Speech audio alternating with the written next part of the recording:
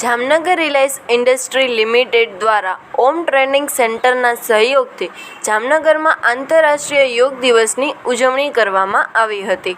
આ ઉજવણીમાં 150 કરતાં વધારે દિવ્યાંગ તથા મનોદિવ્યાંગ બાળકો તથા વાલીઓએ ભાગ લીધો હતો અને યોગાસન તેમજ પ્રાણાયામ કર્યા હતા. રિલાયન્સના ગ્રુપ પ્રેસિડન્ટ શ્રી ધનરાજભાઈ નથવાણીના માર્ગદર્શનમાં યોજાયેલ આ કાર્યક્રમનો મૂળભૂત હેતુ વિશિષ્ટ બાળકોની શારીરિક, માનસિક અને ભાવનાત્મક સુખાકારીઓને પ્રોત્સાહન આપવાનો હતો.